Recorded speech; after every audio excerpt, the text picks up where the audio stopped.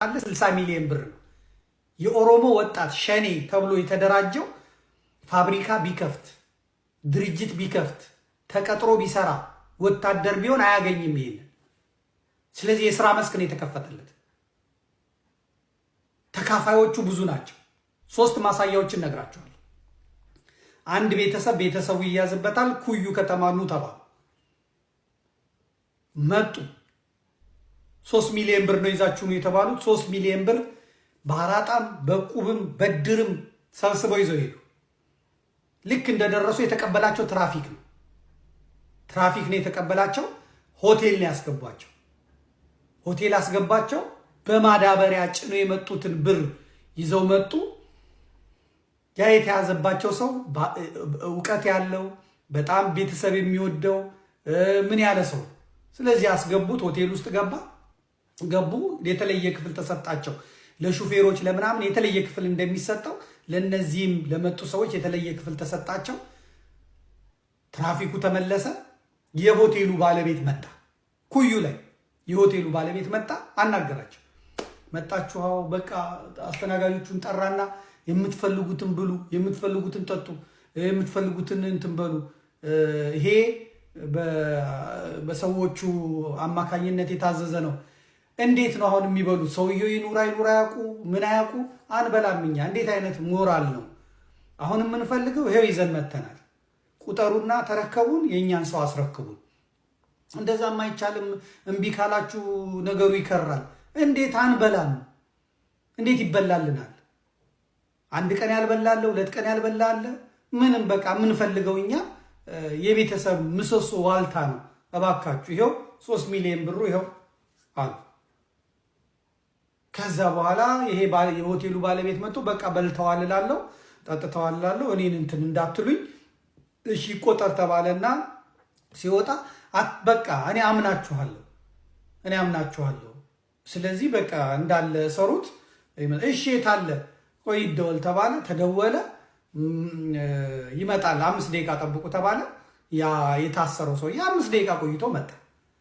ተመልከቱ እንግዲህ ሰውየውንም አፍነው የያዙት ከተማ ውስጥ ነው። ኩዩ ከተማ ውስጥ ነው። ከገጠር ቢሆን ኖሮ እንግዲህ 1 ቀን ሊፈጅ ይችላል፣ 2 ቀን ሊፈጅ ይችል ነበር። ነገር ግን እዛው ከተማ ውስጥ ነው። ሰውየውም ስመጣ የተቀመጥኩትም ከተማ ውስጥ ነው፣ የሚደወልላችሁም ከተማ ውስጥ ሆኜ ነው። ስመጣም 5 ደቂቃ አልፈጀብኝም፣ በዚህ አድርገን ነው የመጣሁት ነው ያላቸው። ከዛ አስረከቧቸው። ምንም እንዳልተፈጠረ መጥተው ተቃቅፈው እንኳን ደስ ያላችሁ እንኳን ተባለው በከረጢት ገንዘባቸውን እነዛ አሸክመው ይዘው ሄዱ። ከዚያ በኋላ ማስጠንቀቂያ ሰጥቷቸው አዲስ አበባ እስክትገቡ ድረስ እንዲህ ነው እንዲያ ነው ብላችሁ ብታወሩ ከሱሉልታ አታልፏትም፣ እናንተንም ይዘን 30 ሚሊዮን ብር ነው የምንቀበላችሁ። ነገር ግን አዲስ አበባ ከገባችሁ በኋላ ስትፈልጉ ለቪኦኤ፣ ስትፈልጉ ለዶቼ ቬሌ፣ ስትፈልጉ ለፌዴራል፣ ስትፈልጉ ለምናምን ንገሩ፣ አያገባል። እዚች አካባቢ ግን አንድ ነገር ስትሉ እንዳንሰማችኋል። የሸኛችሁ አሁንም ትራፊኩ ነው። አይዟችሁ እንግዲህ ይገጥማል ምናምን እያለ። ስለዚህ በኦሮሚያ እንደ ስራ ነው የተያዘው። ፖሊሱ ስራው ነው፣ ትራፊኩ ስራው ነው። በዚህ ኑሮ በከበደበት ወቅት ዘርፈ ብላ ነው የተባለው። የሚዘርፉት ደግሞ ተነግሯቸዋል። ኦርቶዶክስ፣ አማራ ሲሆን እስላምም ምንም።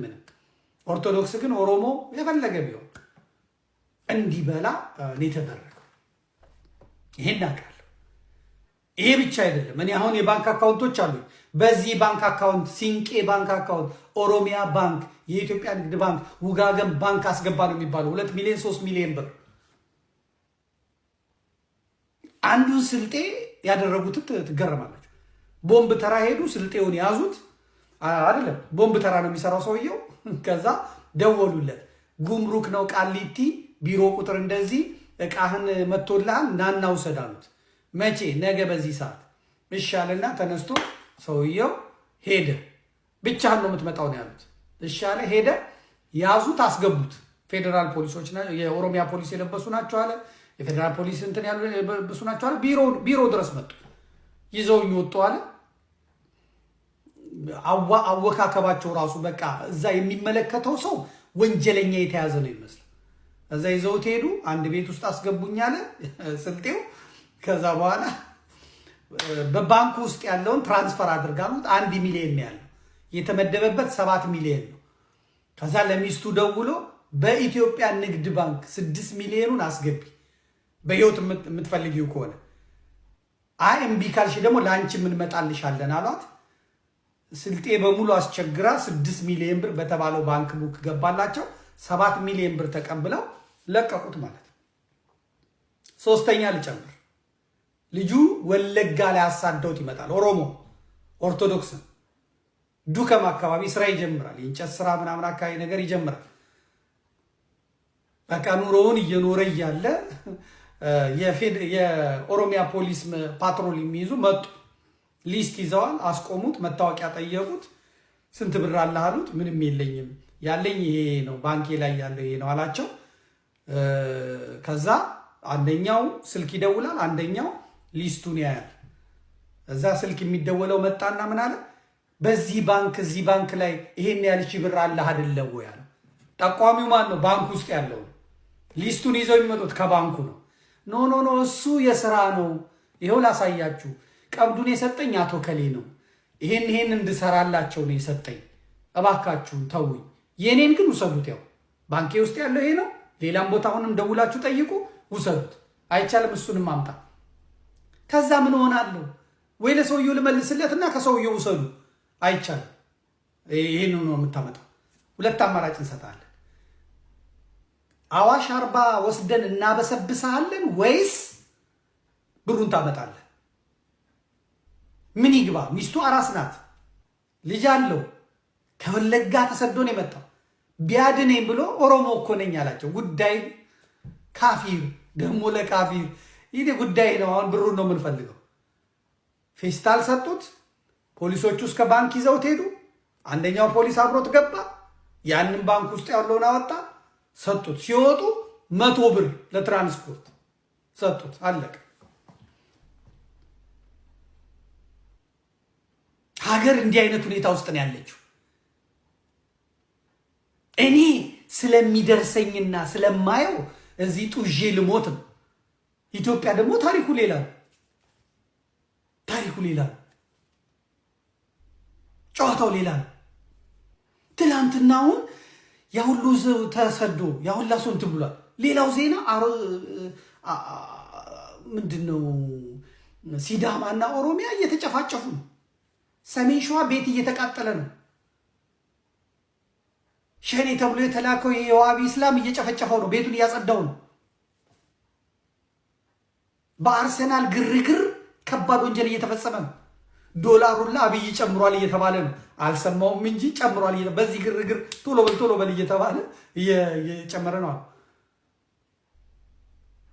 እኔ እስከ ሌሊቱ 6 ሰዓት ድረስ ለዛሬ ርዕስ አንቀጽ ይሄን በተመለከተ መረጃዎቹን አሰባስቤ ሰብስቤ እስከ ሌሊቱ 9 ሰዓት እየጻፍኩ ነው።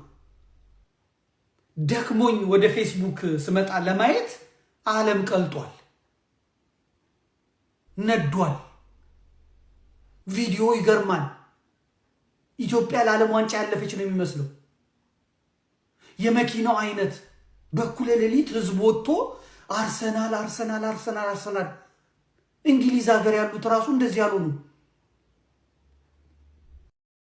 ወንድማችን እፎይ ለሚነሱበት ጥያቄዎች ሁሉ ተገቢውን ምላሽ ለመስጠት በዝግጅት ላይ ነው ማለት ነው። በቤተ ክርስቲያን ደረጃ አቋም ተወስዶ በጌታ ላይ፣ በስላሴ ላይ፣ በድንግል ማርያም ላይ፣ በመጽሐፍ ቅዱስ ላይ ለሚነሱ